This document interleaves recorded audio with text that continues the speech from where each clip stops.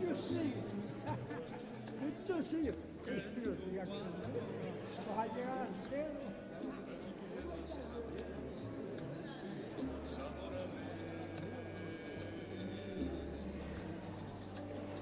Si negaras mi presencia en tu vivir, bastaría con abrazarte y conversar. Tanta dicha de mí, por fuerza tienes ya sabor a mí. No pretendo ser tu dueño, no soy nadie, yo no tengo vanidad de mi vida.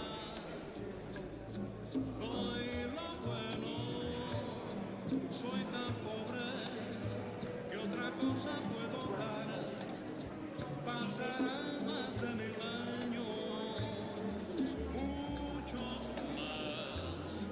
Yo no sé si tenga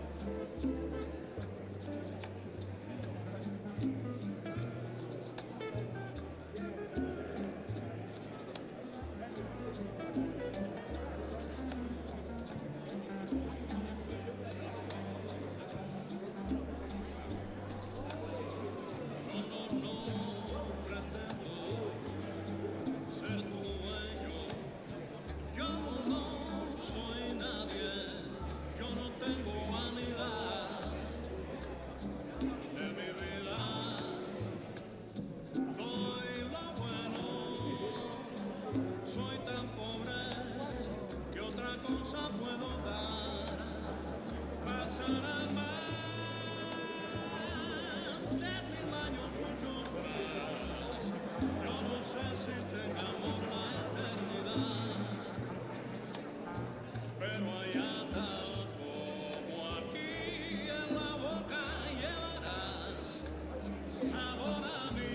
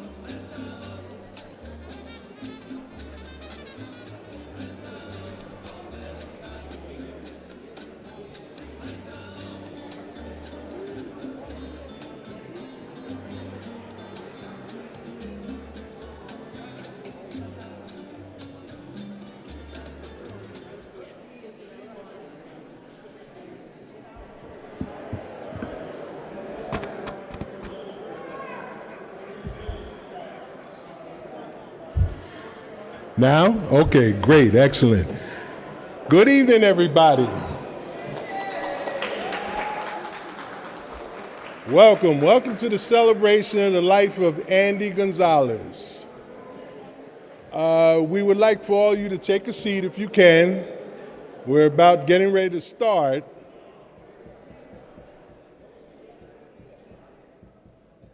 Okay. Now, I have just one request of everybody. It's the only thing I'm going to ask all night. If you're able to stand, please stand. Now, you know, normally in a church, when someone asks you to stand, they want you to bow your heads and think about the person. I want you to do the exact opposite. I want you to think about Andy and what he meant to you, and I want you to give him a round of applause. We've never been able to do that. Let's give a round of applause to Andy González. Keep going.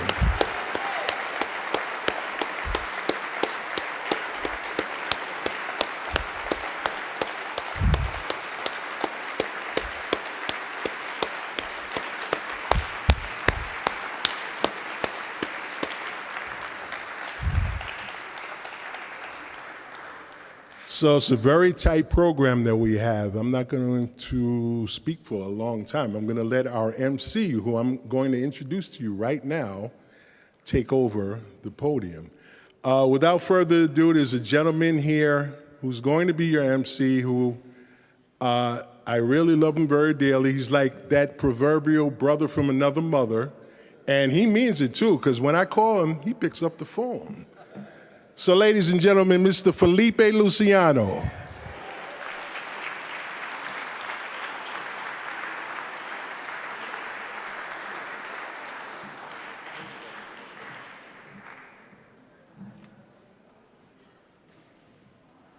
It's so good to see you here.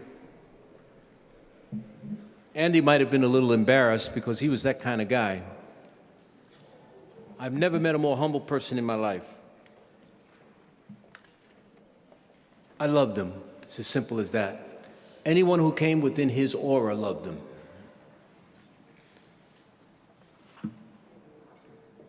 He was a towering figure in jazz and Latin music. Throughout his career, he co-founded a number of important bands like Conjunto Libre, Grupo Folclórico y Experimental Nuyoricano, and Fort Apache, and played with many of the most influential figures in Latin and jazz scenes, including Ray Barretto, Eddie Palmieri, Dizzy Gillespie. Miss Dizzy told me, you got a guy in your culture who's a killer. He was talking about Andy. Kenny Durham, Tito Puente, Chico O'Farrell, Israel Lopez Cachao, Patato Valdez, Totico, Arango, Clifford Thornton, Jaco Pastorius, Astor Piazzolla, and so many others. Over more than 50 years of career and 800 recording sessions, he contributed to countless ensembles and embodied a living school of music and humanity, a guiding light for generations of musicians who came through his door. It was when I was talking to Carlos Enriquez that I realized how much he meant to people. Carlos said he spent hours with him just going through the technique, You'd be surprised at what you can do with a young musician or with a young person if they come up to you based on your knowledge of a particular science. Above all, Andy understood music as a legacy, both inherited and passed on, and as a force for personal and collective transformation. Born in New York City in 1951 to Puerto Rican parents, he grew up immersed in music. His father, Jerry González Sr., was an accomplished vocalist and an avid record collector, always nurturing his children's musical education. His mother, meanwhile, always sought out the best music programs within New York City's public school system, which is difficult to find. From an early age, Andy studied violin and bass in PS 78 and John Philip Sousa Junior High School in the Bronx, showing remarkable talent and dedication.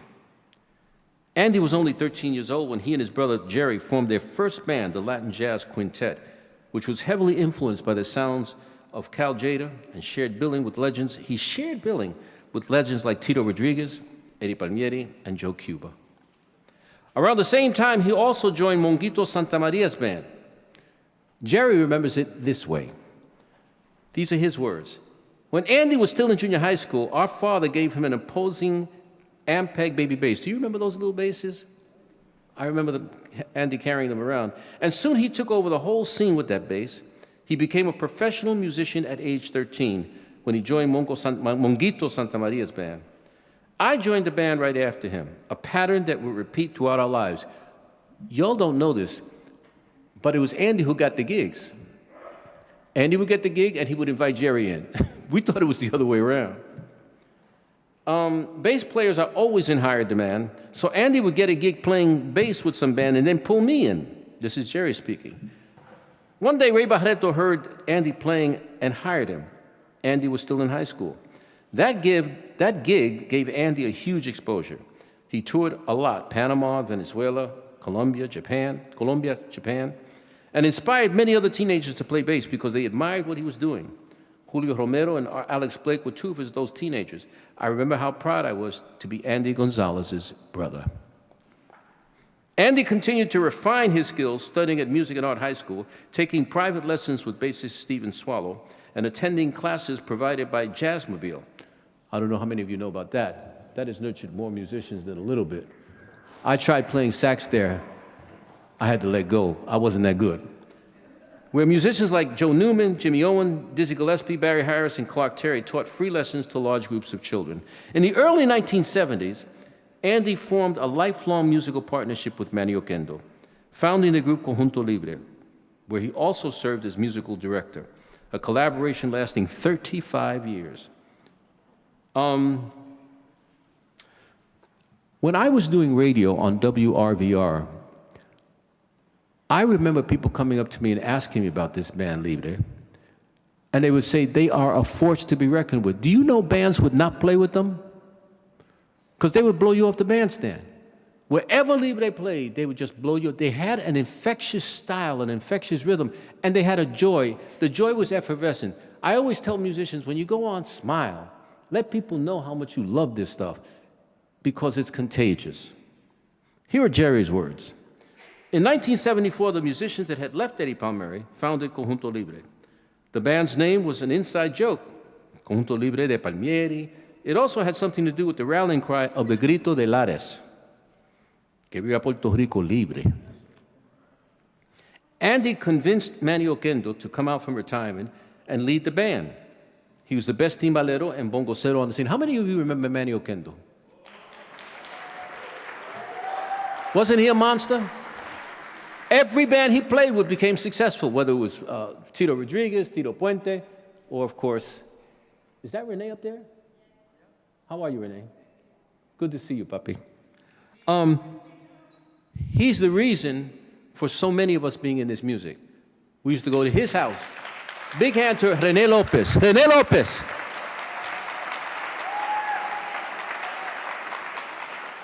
We would go to his house on Story Avenue and spend hours, smoked up, of course, spend hours listening to old Cuban music. And he would say, do you hear that? He was the one who introduced me to Belisario Lopez, Prepárate para bañarte. I couldn't believe the song. It was so hip. Thank you, Rennie, from the bottom of my heart. Anyway, Andy convinced Manny Oquendo to come out from retirement and lead the band. He was the best timbalero and bongocero on the scene. His sense of time was from another world. His swing could be felt throughout the whole band, and if he wasn't there, it was missed. He had that típico style, so hard to play. Andy used to say that when Manny played, he didn't just play beats, he made statements. Manny was like a father figure to all of us, especially to Andy. We started Libre on our own with no help from anyone. We took a loan from local 802 Musicians Union, bought our equipment, and started from scratch. Conjunto Libre played a modern approach to the old Cuban and Puerto Rican repertoire, with arrangements by Andy and trombonist Papo Vasquez. ¿Está Papo por aquí? Where is he? He's in the back? Okay. He's the godfather to my child. It was what they would label as salsa, but that word never sat right with me, says Jerry. A word too small to describe what all the music involved is about. Son cubano, charanga, guaracha, bolero, mambo, bomba plena, guaguancó. Just a marketing invention. Another thing that made Conjunto Libre unique in the salsa scene was our ethics. Conjunto Libre didn't want to follow Fania's ethics. Around the same time, Jerry, and musicologist Rene Lopez created Grupo Folclórico y Experimental Nuyoricano, an innovative ensemble dedicated to exploring and preserving the musical traditions of Cuba and Puerto Rico while pushing creative boundaries. Now, when I first heard this band, I think I was at WRVR, and I couldn't believe the sound. Folks, there's something about this music that we still haven't quite figured out. It is African music set to our culture. It's beautiful. You go to the Congo, they love it. You go to Guinea, they love it. You go to Japan, they adore it. It's an amazing music. We need to appreciate this music a lot more. Andy helped promote it. Here's Jerry's words. The same year Conjunto Libre was born, we also started another band with some of the musicians who used to hang with us in our basement. I know a lot of you have heard about this basement on Gildersleeve Avenue. It was a wonderful place. We'd go into that basement and we would listen. I'm telling you, all the musicians, all of the monsters today started from the Gildersleeve Avenue. And we would listen hard to those old Cuban records. Rene Lopez would bring us them. We would always be amazed that Rene could take a 78 and wipe it with his hand. I thought, what are you doing, Rene? He said, don't worry about it. It's not going to skip. And it never skipped. I don't know how he did that. It all started when I got a gig at Wesleyan University. They wanted a Latin band to play opposite McCoy Tyner. So we put together this particular band and a repertoire for that concept. Then more concerts followed. While Conjunto Libre was more arranged and directed, this new band was more loose. Improvisational skills were higher. No music papers either, no uniforms. Conjunto Libre was Andy and Manny's band. This new band was a team effort between Rene Lopez, Andy, and me. At the same time, we didn't want it to be a band with a definite leader. It was more like an intergenerational collective. We played different forms of Afro-Cuban and Puerto Rican music as a concert band. We wanted to play the different folkloric forms, guaguancó, guajiro, guaracha, danzón, bomba, plena, and then also experiment with them to show that they were living forms, something that was vibrant, not museum pieces. It was a cultural work, and we were quite proud of being able to present our culture. Some of our friends would play in both bands. Some very important old musicians joined the band. Vigilio Martí, how many people remember him? Vigilio Martí, the singer, monster sonero. He is from Havana, born 1919. Marcelino Guerra,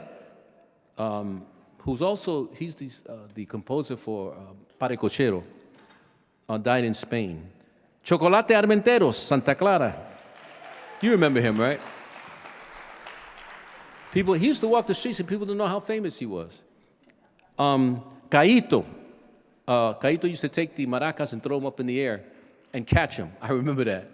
I said, this guy is smart, man. He's rhythmic. And Julito Collazo, of course. Such an honor and validation to have our heroes on board.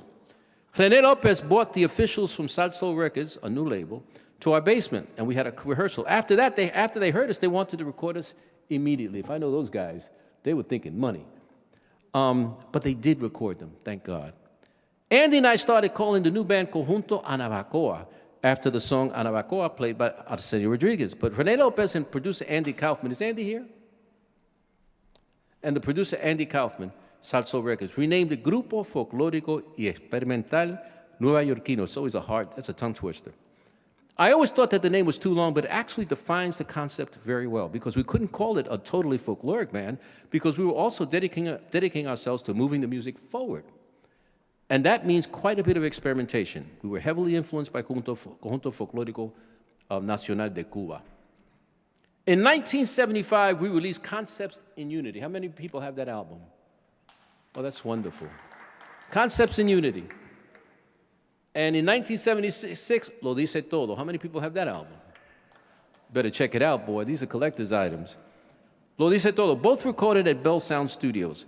Those albums made me very proud. Everyone participating was so joyous and supportive. Other musicians loved our records because of the many new concepts and information about the Afro-Cuban and Puerto Rican music traditions. The musical descriptions on the album were also very educational. Non-musicians loved them too because they were great records to uplift the spirit and to dance. Those albums had a lot of energy. People would tell us that our music was making them feel more proud of their Latino roots. They were a big commercial success, too. I don't remember how many copies we sold, but Billboard magazine wrote that Concepts in Unity made the... Do I hear music? I don't remember how many copies we sold, but Billboard magazine wrote that Concepts in Unity made the top 10 of all the Latin charts and remained there for over 20 weeks, an unusual feat for any ethnic recording. Pablo Menendez, Barbara Dane's son, even took the albums to Cuba where people felt what we were doing was important. Should I go on or should I? You want me to go on? Because sometimes even I get bored. And not at this. Mami, ¿qué pasa? Is that the way it was supposed to be? Then we'll let the band play now. Okay. I'll come back and read you some more stuff. I just want to thank you for loving my brother.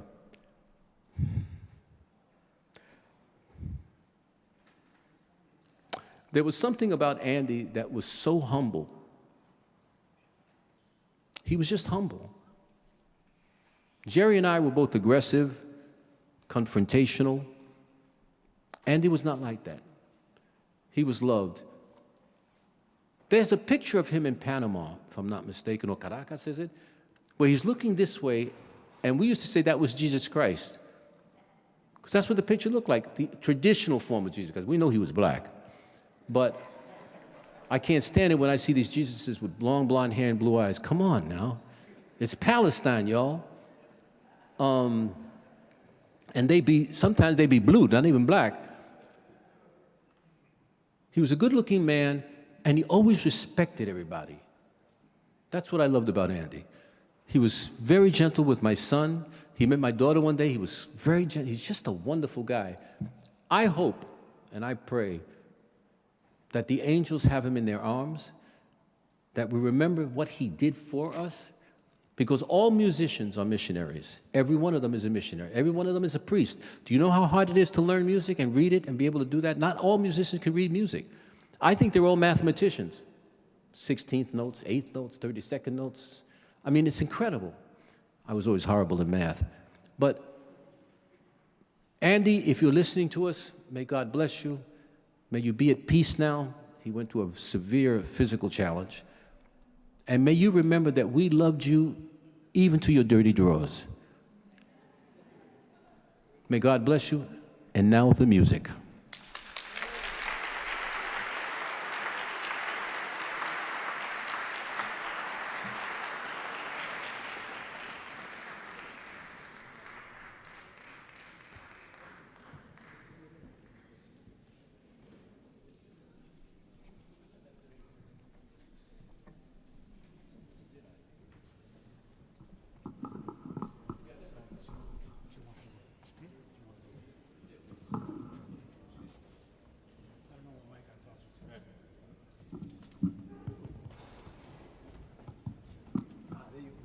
All right. Yeah. So we're going to start with a composition that Andy kind of redefined with Libre, and it's a jazz standard by Freddie Hubbard called Little Sunflower. And if Perdomo or Mr. O'Connell, if you want to play this one, or Arturo, anybody wants to play this one, you're welcome. And we're going to follow that up with a trio number that we recorded on his album. And we're actually just going to go through a series of tunes that we felt we attributed to Andy, not just from his record, but songs that he's played quite a bit with Fort Apache, Grupo Folklorico, and Nuyoricans Libre. So the first one is Little Sunflower, and there's so many incredible musicians here that have known Andy and loved him, and they're going to be presenting this music for the rest of the night. So everybody have a great time, strap yourself in, and enjoy the show.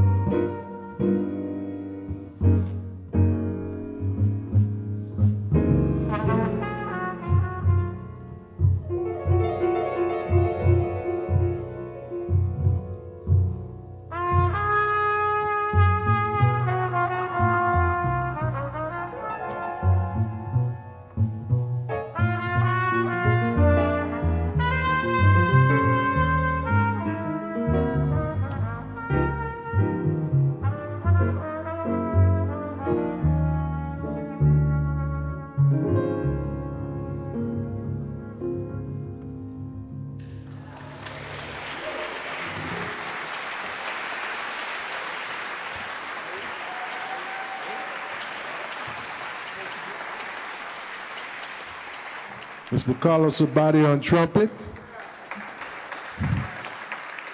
Mr. Lucas Curtis on bass. And Mr. Zakai Curtis at the piano.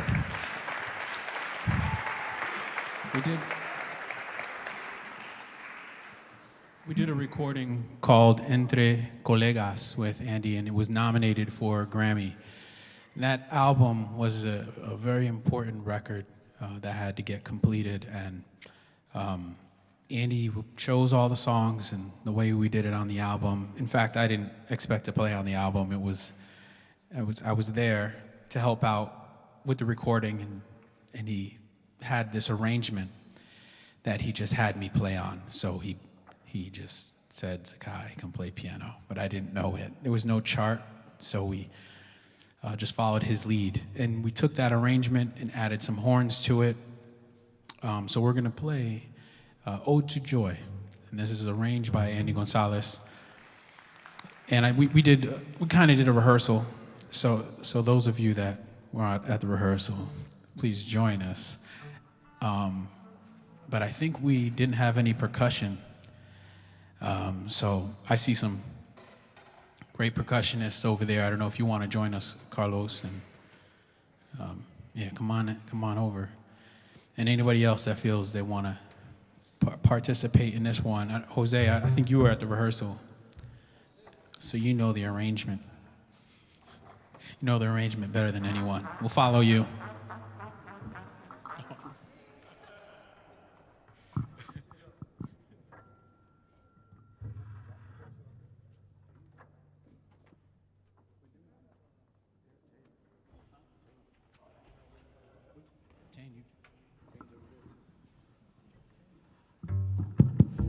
Tane, do you want to join us on this?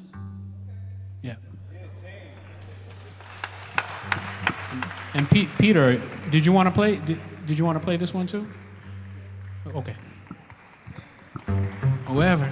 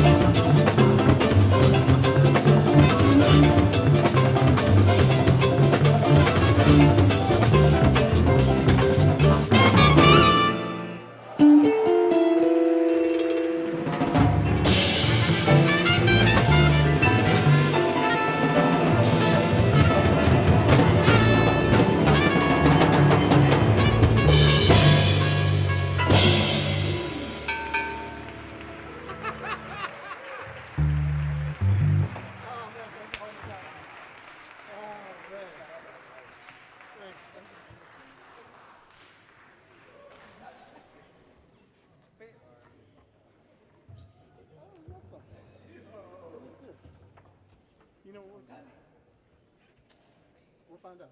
Yeah, we'll find out.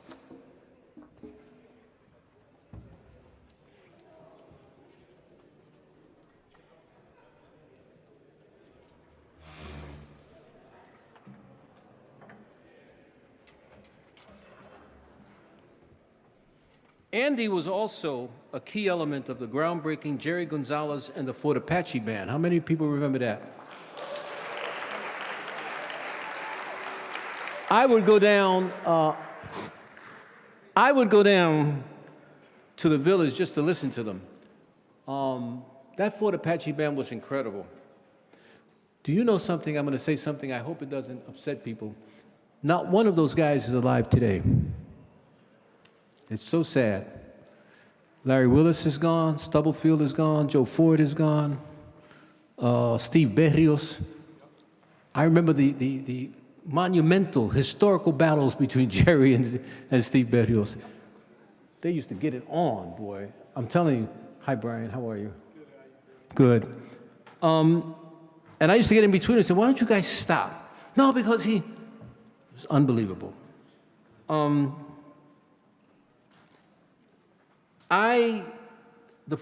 me, Jerry González and the Fort Apache Band was a milestone because I used to get mad that Latin music became so typical, and this was done purposely, to keep people from innovative thinking. We couldn't break out of that song mode. And in order for us to grow as a culture, we're going to have to break out of that mold and try new things. I don't get mad at Bad Bunny. I think he's crazy, but I think he's wonderful. He's great for the music. The same thing happened to Eddie when he came on the scene. There's something I want to tell you. Folks, don't think that the music can't be restricted. Already, and I'm very proud of these musicians, have decided not to play at the Kennedy Center. Isn't that wonderful? They told the Orange Man, we're not going to play there. I don't care what you say. He's tried to knock him down. Can you imagine him putting his name above former President Kennedy? I'm going to say something. We're facing some terrible times. I'm not going to get political. You know where I'm at. I'm with Mandani. All the way. We need the youth to come out and support this music. Why is it important? Because if your children are not listening to Latin jazz, if your children are not listening to Latin music, if your children are not listening to straight ahead jazz, we're going to have a problem. It could die just like anything else. Don't think it can't. This man wants to kill this country by 1,000 cuts. He's doing it slowly. This is exactly what Hitler did. And I'm mentioning Hitler now. This is fascism of the greatest, of the highest order. And I don't care if you voted for him or not, be careful, because a lot of Latinos voted for him. They thought, él es un comerciante, he's a businessman. A businessman can kill you too. Come on, y'all. We're gonna have to really fight hard because this country is under great threat. And once we lose what we call freedom of expression, it's over. Freedom of expression starts with music. And if he can do that to people, already there's a gentleman named Kelly who's the senator from Arizona, who's a combat veteran, who he wants to put on trial. He wants to take his money and he wants to decommission it. What kind of nonsense is this? I don't mean to get totally political because it's a beautiful tribute to Andy González, but if Andy was here, he'd be saying the same thing. Jerry would be even worse. Jerry would be, we'd have to keep him from cursing. Okay. Here's Jerry. After our album Obatala, I had to downsize my band. It was too difficult to move and pay 12 musicians. For a while, I was trying different combinations. Kenny Kirkland, Larry Willis. Yeah, give him a hand. I love Larry Willis. Or Hilton Ruiz on piano, remember him? Andy on bass, Edgardo Miranda on guitar, Papo Vasquez on trombone, Sonny Fortune on sax, Steve Berrios or Victor Jones, and Nicky Marrero on percussion. Finally, I settled on a sextet and kept the same lineup during the next 8 records. Larry Willis on piano, Andy on bass, Steve Berrios on drums, Carter Jefferson on tenor saxophone. After he passed, we got John Stubblefield. These are all names I love. What, Steve Turre? Yeah, he was part of this. Say what? You're the first, that's right. That's right. You're right. In that band, everybody was special. You all know Steve Turre, don't you? Stand up for a minute. Every time he plays those seashells, I think he's gonna faint. Thank you, Steve. Andy was Andy. We had grown together listening to the same albums and playing in the same bands, so we developed a similar understanding of music. His tumbao bass patterns were always on clave. He kept me grounded.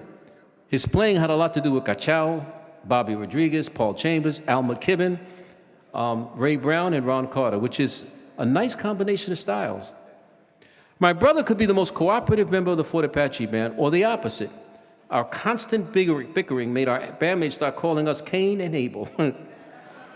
I was always the one taking risks in life and making the mistakes, and he would observe me learning from my mistakes. I've always loved him and admired him so much. Those groups were more than just bands. They were communities of musicians. We had a very intense experience that marked us, and trips during which things happened that if I told you, nobody would believe. We were the independents on the scene. We played and recorded what we felt like doing, avoiding big record companies and the Fania Mafia, big record companies.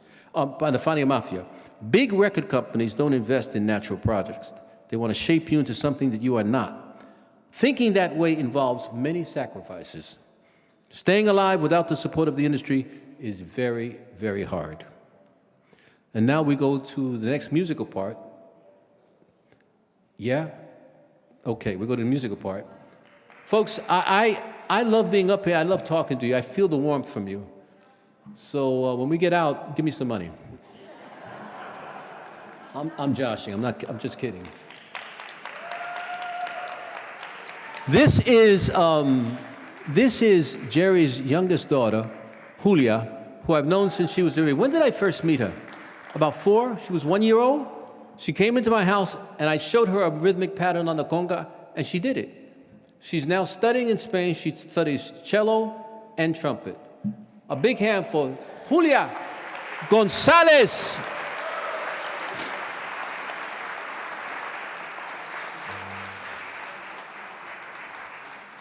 By the way, the Curtis's mother is right here. Stand up, Miss Curtis. Lukai. She raised 2 musicians.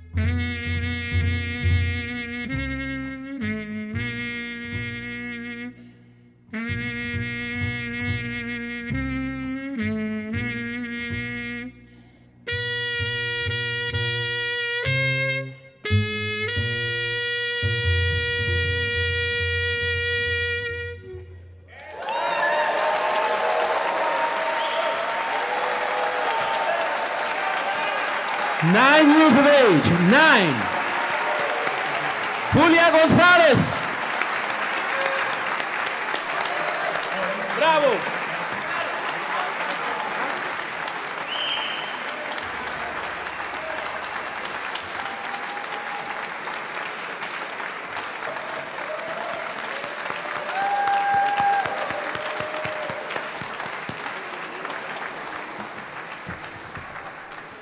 Thank you, Julia. Wonderful, wonderful. What do we do? Want us to continue, or? Next one is Elegua and Earth Dance. Do you do that? Next is Earth Dance. Earth I Dance, was just good about enough. to say that.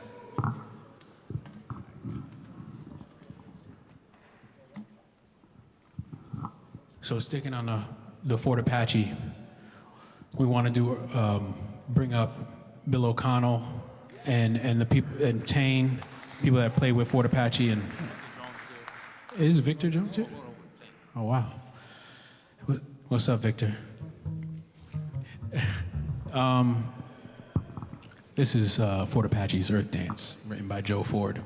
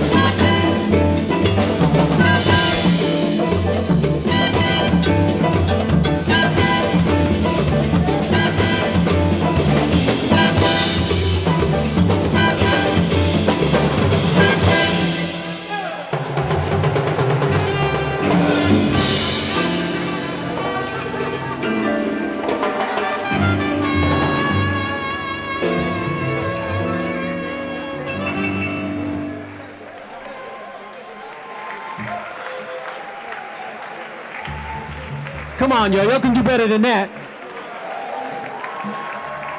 This is for Andy.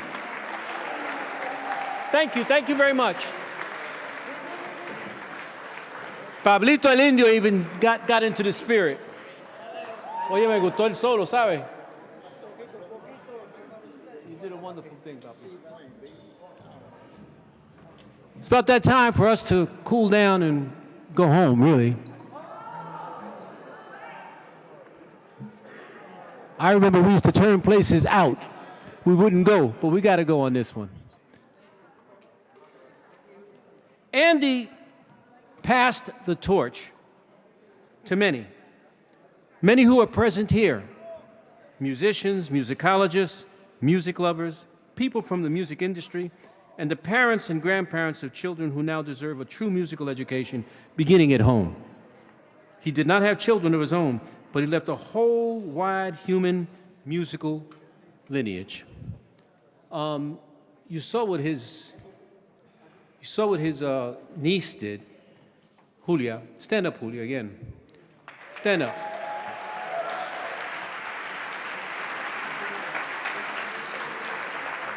You'll be seeing more of her. Where is Xiomara? Where is she? These are the twins. And Marisol. Come out here, let people see you, baby. These are his two twins.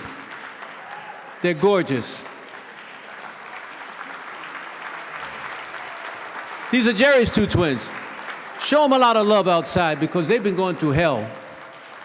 Okay, God bless both of you. What else? He didn't have children, but he passed on so much stuff. For me, he passed on the whole tradition of patience and reserve. I'm one of them cats from 112th Street. I'm like Steve Bedhughes. I like to fight. And I've had to learn to calm down because in the end, it destroys you. It does. That doesn't mean I'm not going to fight against Trump. I think we need to fight against that chump. ¿Tú me entiendes? He's guided a lot of, Andy has guided a lot of musicians, a new generation carrying forward his spirit and vision. We are all called to carry forward what he stood for, honoring the legacy of those who came before us, offering musical education to those willing to listen, and sharing knowledge with generosity. Today, it falls to us, all of us, children, educators, musicians, journalists, and music lovers. Nando Alvarici, ¿dónde está Nando? He was here for a minute. To ensure that the contributions of Andy and Jerry González are recognized and placed exactly where they truly belong in history. I would hope that all of us would heed the call and follow the call when we decide to build a National Institute of Salsa here in New York City. I hope we can pull this off. We're doing our best. We're doing our best to get as much money as we can. We haven't written the proposal yet. Anybody who's a proposal writer should come up to me and let me know they want to do this. It's going to cost a few million. But imagine, hey, Arturo Farrell.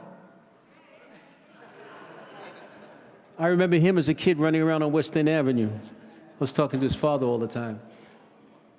Folks, thank you for coming out. Thank you for coming out, and thank you for remembering the legacy of a man who never thought of himself, who always thought of others. When you see Lucas on that bass, you're seeing Andy. When you see the guy from,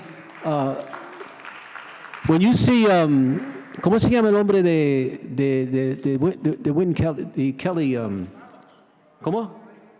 Pardon me? Carlos Enriquez. When you see him, you're seeing Andy. And by the way, let me let you know that the one living member of the Fort Apache band is Steve Ture. Steve, stand up. He's still here. He had to hit me to a lot of things. Arty, you ready? This is Andy's brother, Arty. Good looking.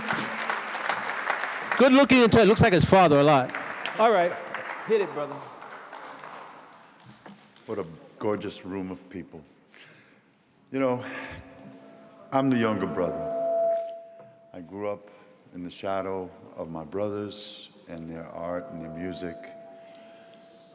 But I also remember all the good times of just riding on my brother's handlebars as Andy rode me around the neighborhood, or building big snowmen, and I was included because I was only like 3 or 4 years old, but behind Edenmore Projects, the snow would pile up. All those good memories, you know, growing up, spending time with Andy as he went through all his stages. I remember them being locked in a room and nobody could go in and bother them because they were studying and practicing. I remember through junior high and high school. I remember all the bands, Andrew Langston, Llewellyn Matthews, all the formative bands that they played with.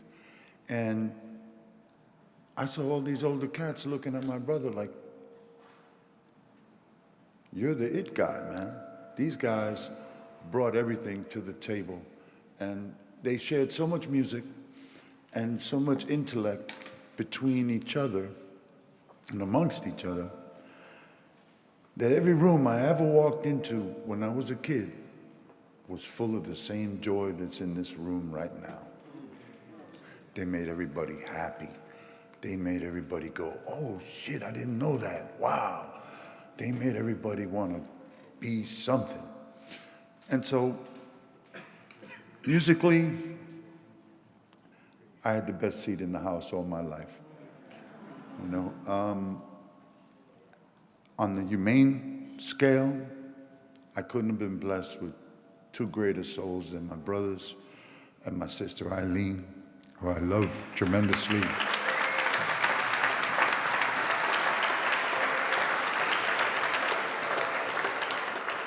Families go through things, you know, as we get older. We lose loved ones. Sometimes we get put in situations we're not real comfortable with, but caretakers are to be applauded in this life. If you're taking care of anybody, God bless you. It's one of the hardest things in this world, but when you love someone, you do it. And so me and my sister persevered for Andy all these years and gave him as much independence and freedom as he could have to continue his love of music. So I just want to thank everybody in this room, family, friends, my first cousins, my nieces, my beautiful little girl here. Thank you so much for coming and blessing Andy with this day. I hope you get home safe. Happy New Year.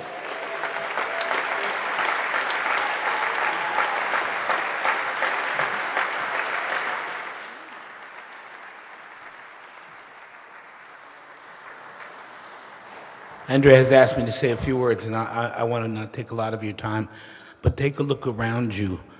This is Andy's legacy, love. And love and truth are the currencies, the only currencies that have value. And I just want to tell you the impact you make on each other, on lives that you touch outside this room when we leave, are also a legacy of Andy's love.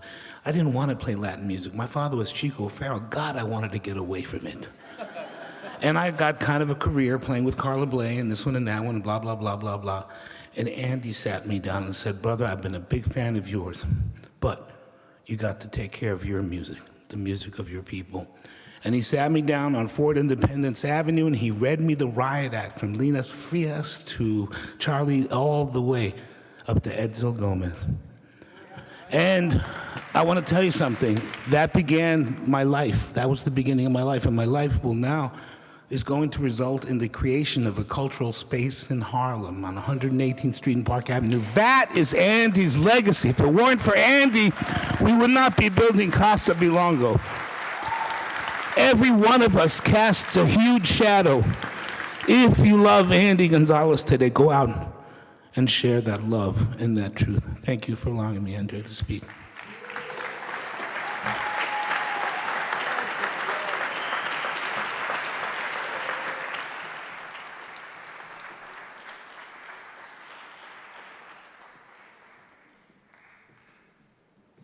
And now Andy's sister Eileen, who's a rocket ship boy.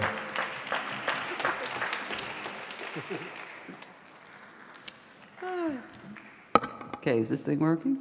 Great. Well, most of you know me, some of you don't, but I'm Andy González's sister, Eileen.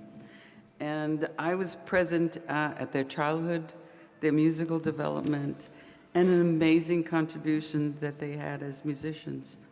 Andy and I were born a year and a day apart.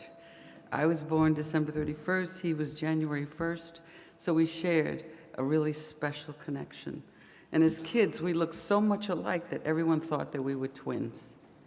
While Jerry was out playing outdoors and interacting with the neighborhood, Andy and I would have our own world inside our own house, making tents, playing house, watching TV shows and movies together. His favorite shows were The Rifleman and monster movies. And before he aspired to music, he wanted to be a monster movie makeup artist. And he would experiment on me. I had the best Halloween costumes. Our home, thanks to my dad, was full of music. My dad was already involved as a singer in Latin jazz or Latin orchestras since his arrival in New York in the 1940s. And he influenced my brothers and me to listen to old and new Latin jazz records. And he bought us our first instruments.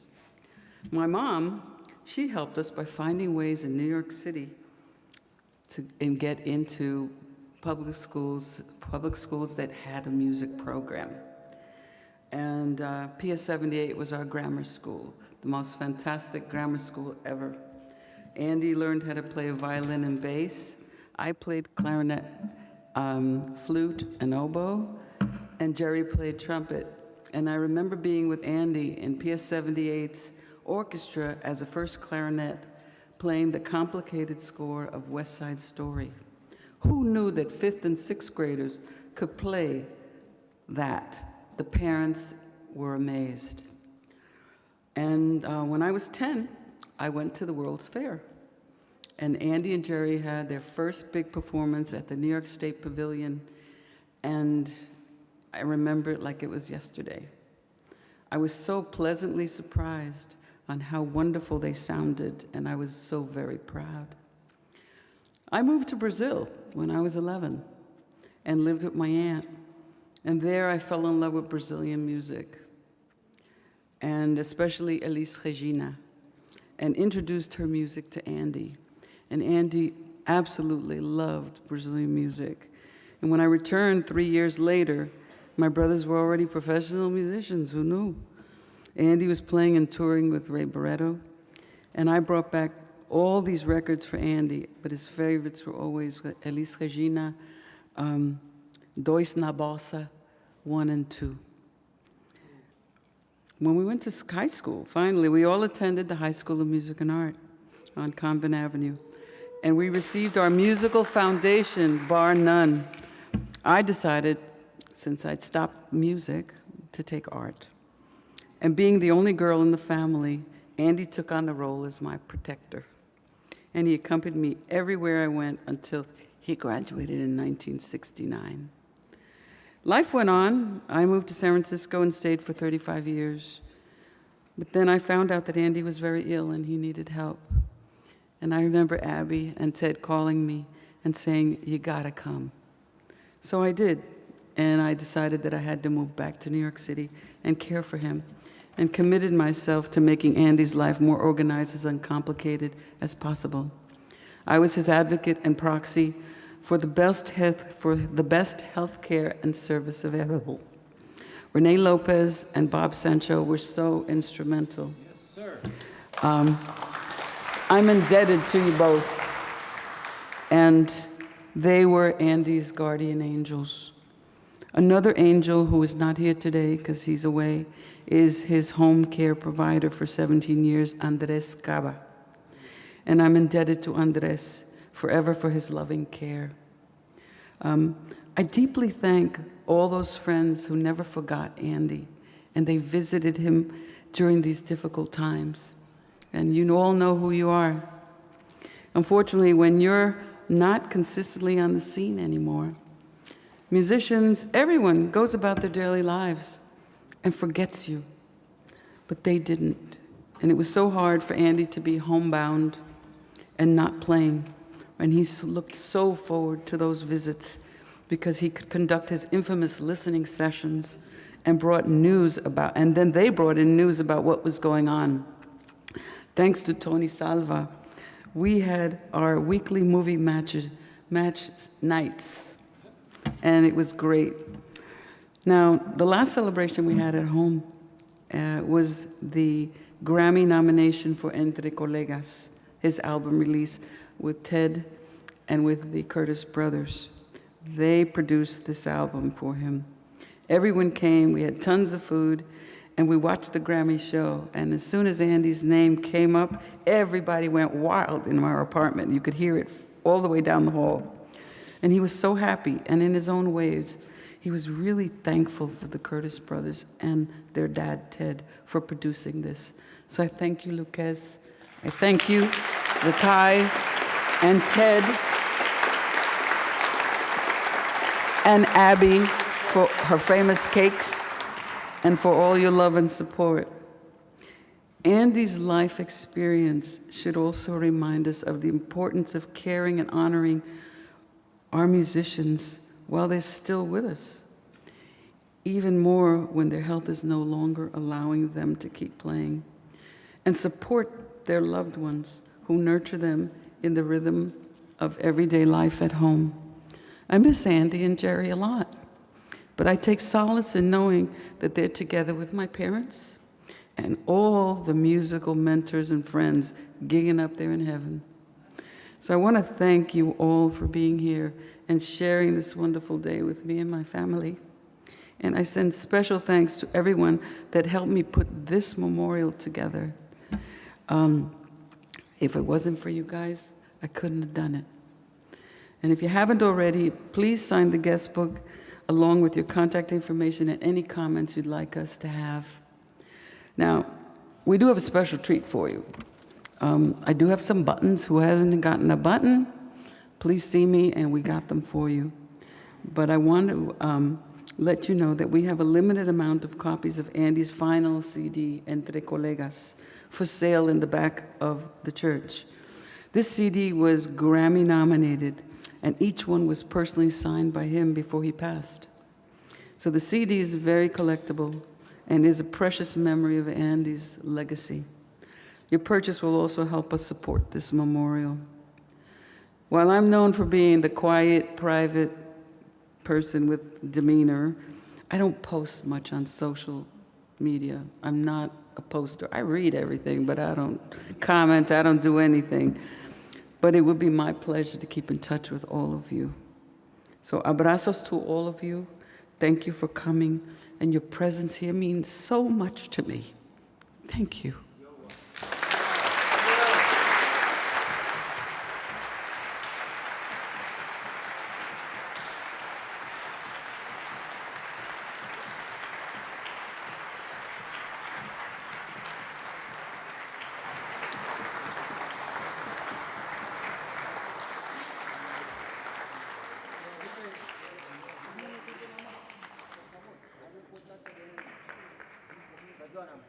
Go ahead, go ahead.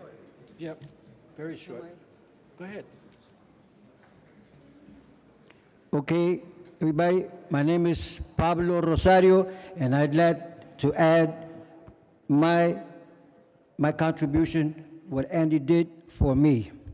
I don't know if you guys ever heard of a British rock and roll artist named David Bowie.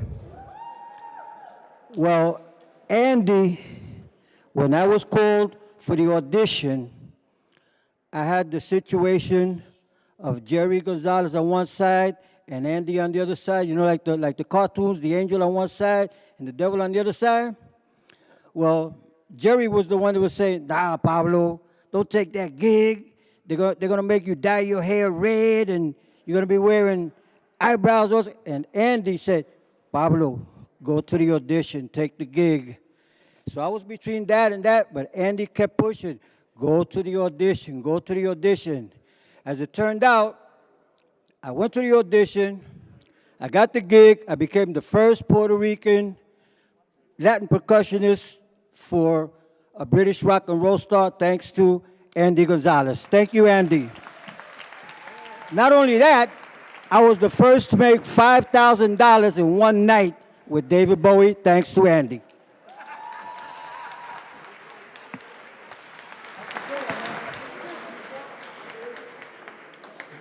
Now a word from Rene Lopez.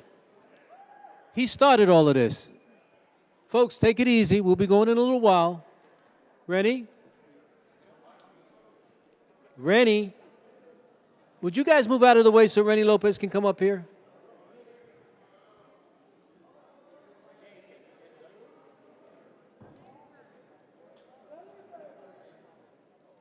How you doing, man?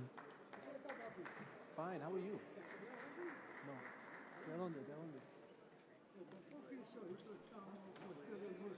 Come on.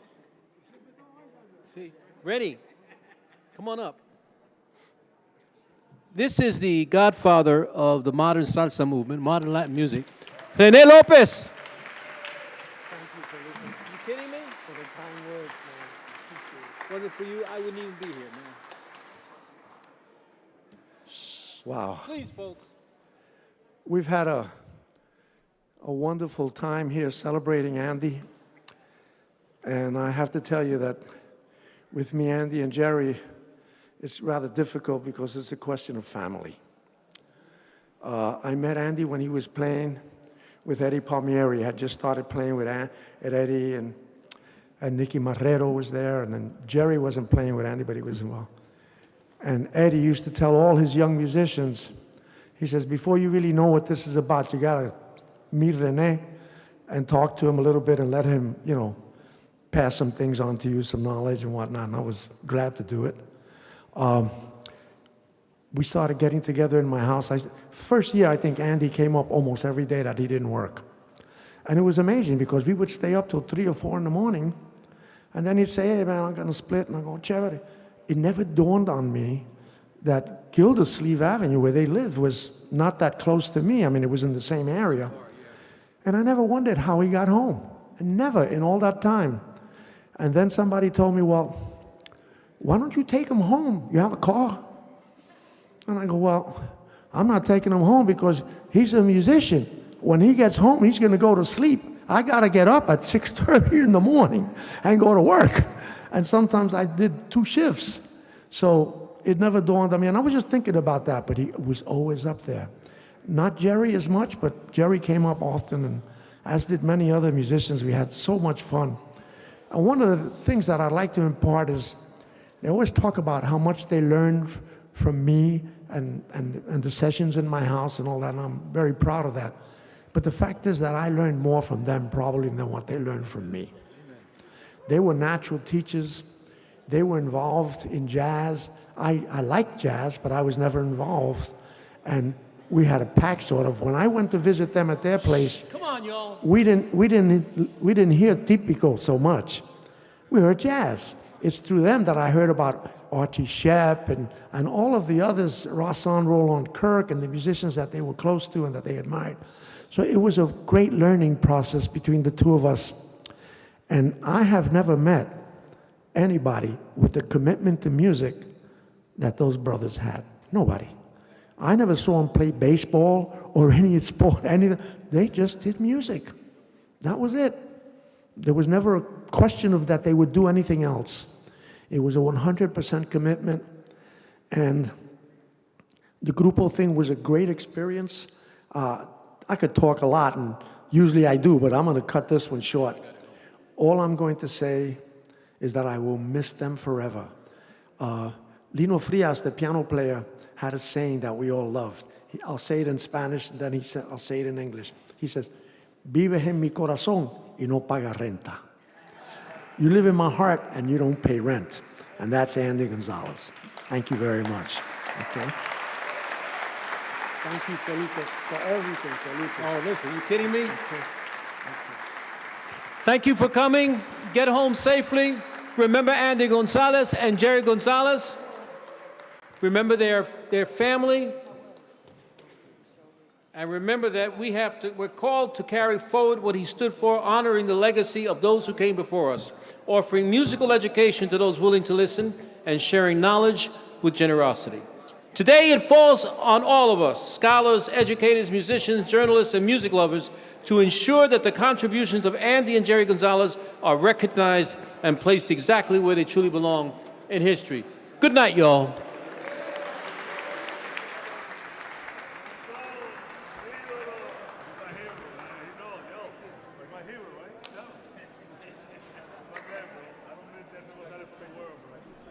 Where we go?